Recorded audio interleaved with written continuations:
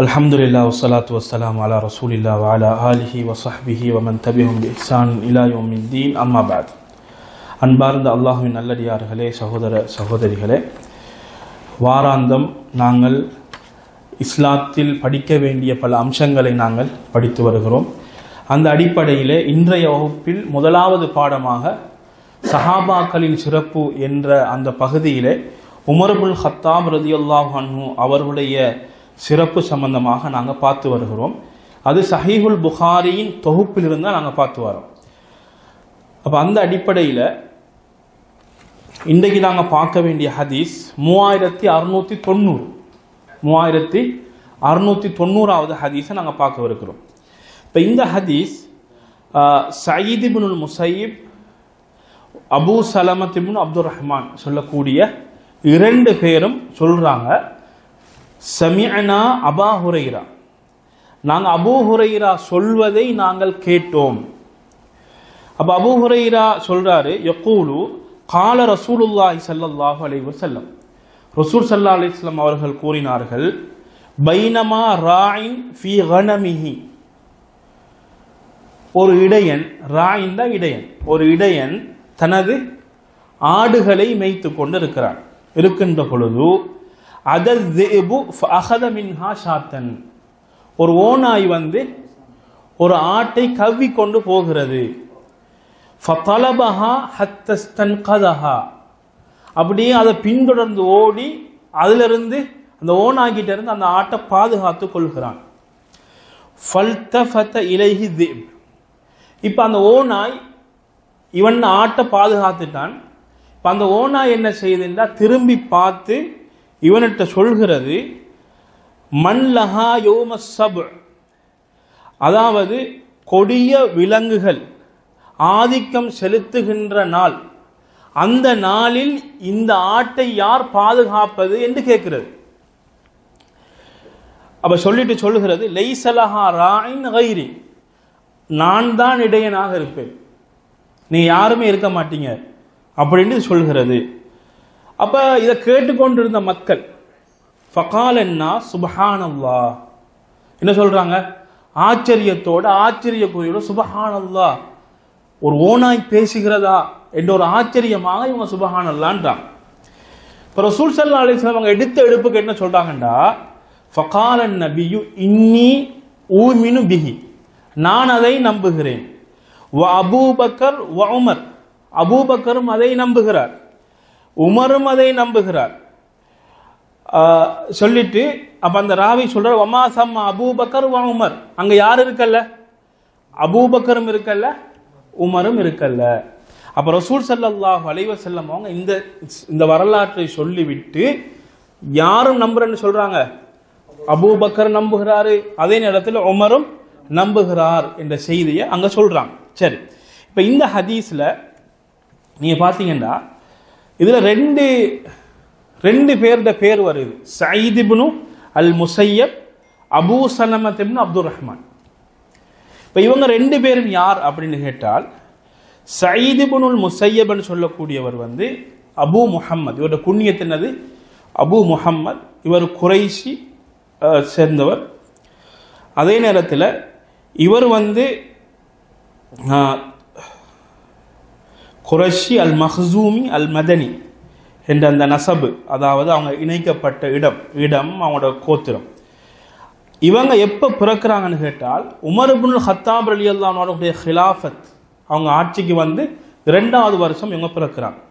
இவங்களுடைய மரணம் வந்து ஹிஜ்ரி 105 அப்படின்னு சொல்லி இமாம் இப்னு மயின், அதே போன்ற இப்னுல் மதீனி போன்றவங்க குறிப்பிடுகிறார்கள். சரி, இவர் யாருன்னு கேட்டால், இவங்க மிகவும் முக்கியமான உலமாக்களில் ஒருவர்.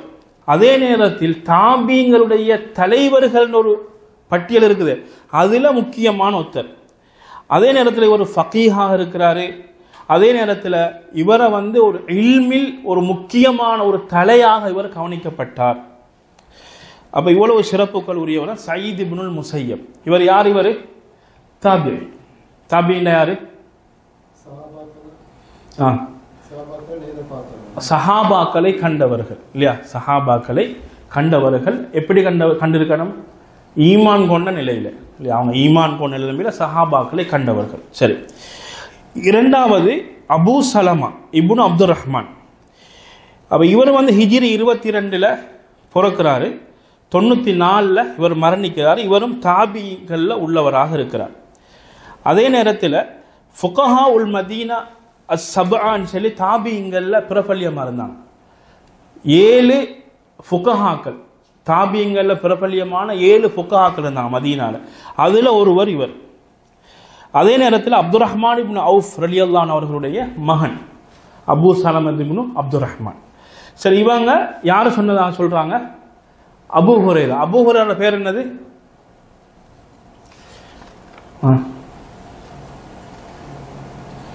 பேரு அப்துர் ரஹ்மான் இப்னு சஹர். அப்துர் ரஹ்மான் அவர் பேர் என்னது? அப்துர் ரஹ்மான். சரி, மாஷா அல்லாஹ். சரி, இப்போ இந்த ஹதீஸை நாங்கள் எப்படி விளங்கணும் அப்படின்னு பார்த்தால், இப்போ ரசூல் ஸல்லல்லாஹு அலைஹி வஸல்லம் அவர்கள் முன்னால் வாழ்ந்த சமுதாயத்துடைய வரலாறுகளை சொல்லுவாங்க.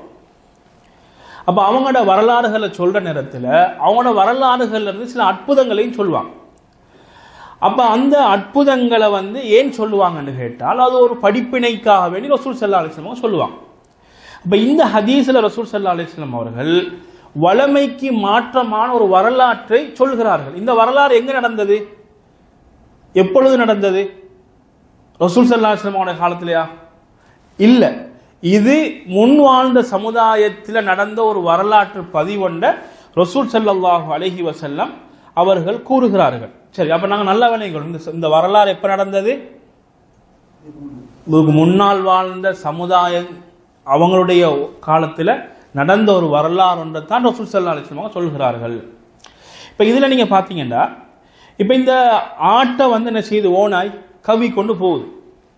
கவி கொண்டு போகிற நேரத்தில் அந்த ஓனாய் என்ன சொல்கிறது? மன்லஹா யோமஸ் சபு.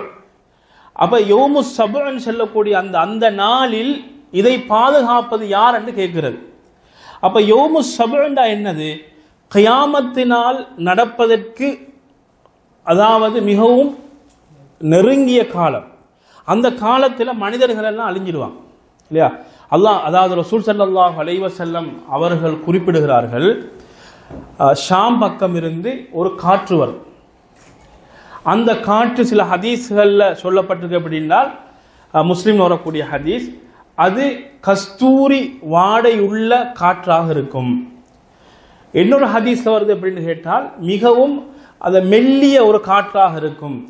அது எல்லா உலகத்தில் எல்லா இடத்திலும் அது செல்லக்கூடியதாக இருக்கும். எந்த பாறைக்குள்ள இருந்தாலும் சரி, எந்த கட்டிடத்துக்குள்ள இருந்தாலும் சரி, எல்லா இடத்துக்கும் அந்த காற்று செல்லும்.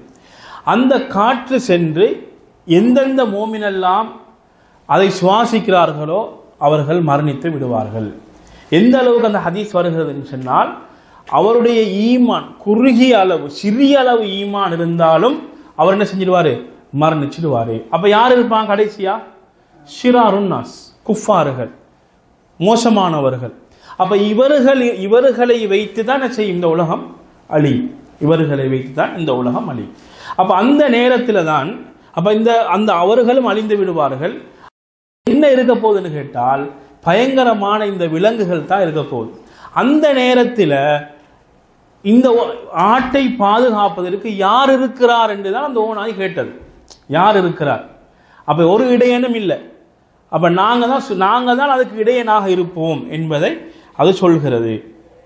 சரி, அப்ப இந்த ஹதீஸ்ல வந்து ரசூல் ஸல்லல்லாஹு அலைஹி வஸல்லம் ஒரு மிருகம் பேசியதாக சொல்கிறார்கள். அப்ப இது அல்லாஹ்வுடைய சக்திக்கு உட்பட்ட ஒரு விஷயமாக காணப்படுகிறது. அதே நேரத்தில் ரசூல் ஸல்லல்லாஹு அலைஹி வஸல்லம் சொல்றாங்க, நான் இதை ஈமான் கொள்கிறேன். அதே நேரத்தில் அபூபக்கரும் உமரும் இதை நம்புகிறார்கள் என்று சொல்கிறார்களே. அப்ப இந்த இரண்டு பேரையும் சேர்த்து ஏன் சொல்கிறார்கள் கேட்டால், உமரும், அதாவது அபூபக்கரும் உமரும் அவர்களுடைய ஈமான் வந்து மிகவும் பலமான ஈமான். நபி சொல்லிட்டாங்கன்னு சொன்னா அவங்க என்ன செய்வாங்க? எந்த பின்வாங்கலும் இல்லாமல் ஏற்றுக்கொள்வார்கள் என்பதை இந்த இடத்திலே ரசூலுல்லாஹி ஸல்லல்லாஹு அலைஹி வஸல்லம் அவர்கள் குறிப்பிடுகிறார்கள். அப்ப இந்த ஹதீஸ்ல உமர் ரலியல்லாஹு அன்ஹு சிறப்பு எங்க இருக்குது?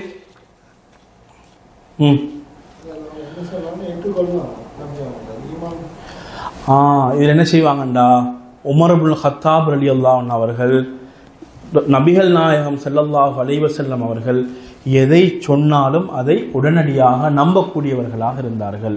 அவருடைய ஈமானுடைய உயர்வை ரசூல் ஸல்லல்லாஹு அலைஹி வஸல்லம் அவர்கள் இந்த இடத்திலே சுட்டி காட்டுகிறார்கள். அதே நேரத்தில் இந்த ஹதீஸில் இன்னொரு முக்கியமான பகுதி என்னென்னா, அன்னமினல் ஈமான்ல உள்ள ஒரு விஷயம் என்ன தெரியுமா, அத்தஸ்தீக் பி குல்லி மா அக்பர பி ஸல்லல்லாஹு அலைஹி வஸல்லம் முத்லகன். ரசூல் ஸல்லல்லாஹு அலைஹி வஸல்லம் அவர்கள் எதையெல்லாம் சொல்கிறாங்களோ அதை பொதுவாக நம்பணும், பொதுவாக விஷயம் நம்பிடணும். இப்போ ரசூல் ஸல்லல்லாஹு அலைஹி வஸல்லம் அவங்க சொன்னதாக சஹீஹான ஹதீஸ் வந்துவிட்டால் அதை என்ன செஞ்சிடணும், அதை நம்புதல் என்பது ஈமான்ல உள்ளது. அப்போ அதுக்கு வியாக்கியானம் கொடுப்பதோ இல்லது அதை நம்ப மாட்டேன்னு சொல்றதோ அதெல்லாம் என்னது, ஈமானில் காணப்படுகின்ற குறையாகவே இருக்கிறது என்பது இந்த ஹதீஸினூடாக எமக்கு தெளிவாக விளங்குகிறது. சரி, அப்போ இந்த அளவோட இந்த ஹதீஸ் வகுப்பை நாங்கள் முடிச்சுக்கொள்வோம்.